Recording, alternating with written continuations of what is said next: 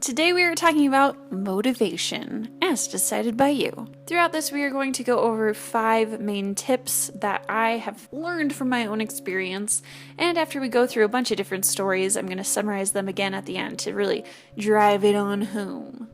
So let's get started. I've had this idea on my mind and it's invaded my last few videos in various ways, but today I'm going to actually deep dive specifically into the concept. Now, not everyone listening needs motivation for art in a career sense, but I will be talking about art as a profession as well as art as a hobby. So, as I like to do, let's have a story time about me finding my own motivation. Growing up, I always loved art, but outside of fulfilling assignments, I did not have much personal motivation to create it. I would doodle, mess around, but only occasionally and never in a very constructive or meaningful way. At that time, assignments were the main thing that drove me to create. Through them, I had a goal, a deadline, an instructor, and classmates to whom I was accountable for my work. Without these elements, I still had the desire to create, but no direction to push it along. When I got into college is where things started changing for me. As a high school student, my future felt an impossibly distant concept. I was not overly concerned with the idea of independently supporting myself. Leaving home and living on my own began to change that. I had always assumed I would go into art, and I didn't question that idea when applying to programs, but after it was accepted, I began to worry about finances. Is art a viable career option? How do I sell art? How do you create a name and a brand for yourself? How do you get noticed? How are other people successfully supporting themselves through an art career? And how do you discipline yourself enough to be successfully self-employed? Amidst these questions, I continued attending classes, completing assignments, and going through the motions. College can be an incredibly busy time. Classes, assignments, work, friends. By my second year, I was having a blast, but beginning to feel very pressed for time and sleep. This is when I got my first great piece of advice on making time for my personal work. My painting teacher was a young mother. She had 2 kids, was working full-time as a professor, as well as creating personal work for shows and sales. She said this of her own method for time management. If you only have 20 minutes to sit and paint, take that 20 minutes. This was game-changing for me. I had built up the idea of making art so much I felt like I could only make art if I could devote a proper number of hours to it. It was revolutionary for me to think that I did not need to wait for the perfect moment to create. I should be creating continually, valuing every moment I had for my art. And eventually, by making and seizing these moments, it would grow to be a very great priority in my life and much more habitual. The next great shift in my art motivation came that same year through the same teacher's class. I talked about this in my How to Find Your Art Style video, but here goes again. When working on an assignment, I stumbled across an alternative style of portrait painting that really resonated with me. The portrait I created was different from anything I had previously made. It felt contemporary, realistic, a bit illustrative, had unique coloration. When my teacher saw it, she recommended I check out the painter Jenny Morgan. Finding Jenny gave me insane motivation. All of a sudden, I had real, tangible goals to work towards, and my goal was her work. I wanted to be able to paint portraits with as much realism, precision, and creativity as she did. Having a specific style and subject matter that I could automatically go to every time I entered the studio made workflow so much easier for me. Going into each painting, I already had a vague idea of what I wanted to create. All I had to do was have reference photos and materials on hand so I could get started. Discovering personal direction and style is hugely helpful in pushing you to create more. If you haven't seen that video I made on finding your art style, I really recommend it. After I found portraiture, I had a pretty solid visual concept for my work, but I didn't have a story I wanted to tell with it. Here's a place where you run into opposing trains of thought. When I was making portraits, I felt content creating art with strictly aesthetic intentions. My portraits didn't have a deep inner meaning, they were just visually compelling. I think there can be multiple drivers behind why we make art and what pushes our growth forward. Aesthetics was my first motivator and has remained a strong guiding force behind my work. But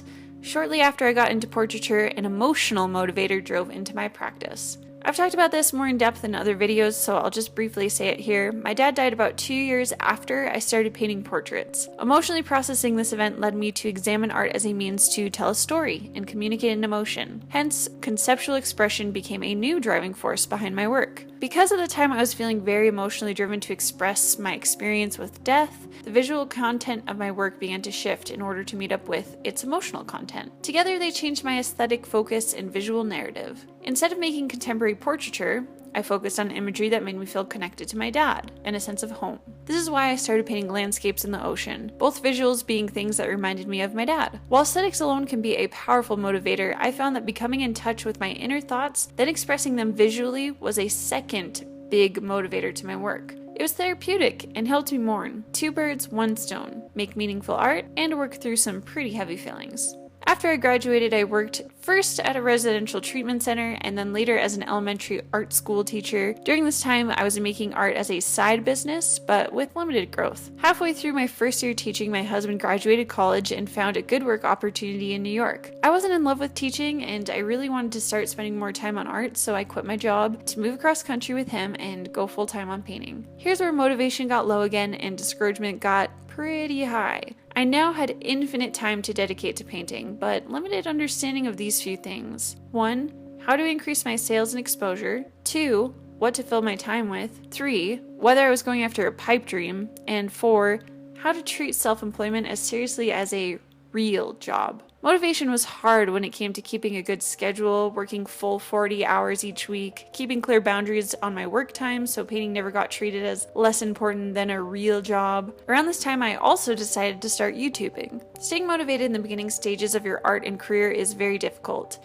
You make a ton of mistakes, perceive many failures, have a hard time finding your voice, struggle to translate your ideas into reality, have little vision of your goals, and feel overwhelmed by obstacles. I felt all these roadblocks and more when I began journeying into self-employment. I sought the advice of friends and family, read self-help books, watched motivational speeches, spent endless hours drowning in self-doubt. Your experience may not feel as dramatic, or maybe it feels more dramatic. What I can tell you is that perseverance in the beginning stage is vital, and it is so important that you have firm goals to work toward to keep you motivated while you're dragging through those early stages of discouragement and self-doubt. One thing that helps with this, a message I've been beating to death with a hammer lately, is not driving your success and satisfaction off of things you cannot control. If you only feel successful when you make good art, you will inevitably find failure because good art requires practice and mistakes. If you only feel successful when you receive 100% positive feedback about your creations, you will inevitably find failure because art is subjective and personal, and there are a million different ways to value it. If you only feel successful by making a certain amount of money or having a certain number of people following your work, you'll inevitably find failure because you cannot control the actions of others, and it takes time to build a following and reputation. Find your happiness and success in things you can control instead. Here's your effort, your time commitment, your sacrifices, your perseverance,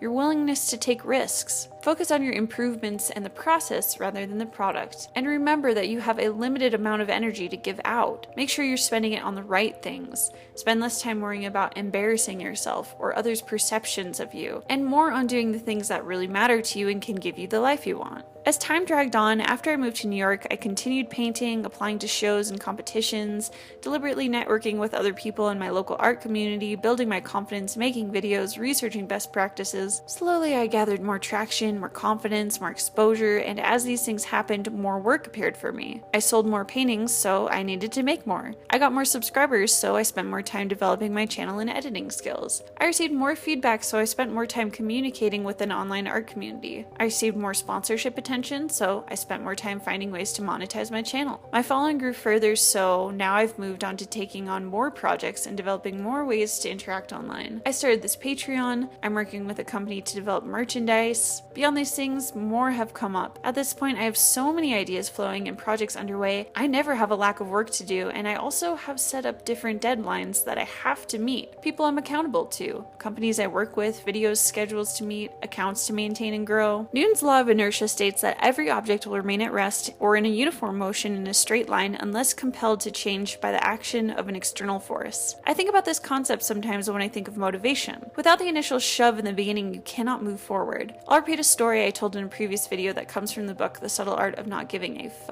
Author Mark Manson told the story of a writer who cited his literary success to writing just 200 crappy words a day. If he was feeling overwhelmed by the task of writing his book, he would use action as his motivator and find success in the simple act of creating. waiting. I've been applying this principle in my art practice since then, and I think it is incredibly valuable for you to apply as well. We cannot control all things, so we must encourage ourselves by measuring success in things we can control. Things like writing just 200 crappy words a day, or if you have 20 minutes to spare, using it to make art, whenever, wherever you can. Building positive habits through valuing not just our rewards, but the struggle too, not just the result, but the process. So let's summarize our points now. 1. If you have 20 minutes, use them. Do not wait for the perfect moment to make art. 2. Discover some personal direction or style. Find aesthetics or emotional concepts that are important to you and drive your art forward. 3. Find success in things you can control: your effort, time, progress, and commitment. 4. Make goals to keep yourself motivated in the vital early stages of your journey.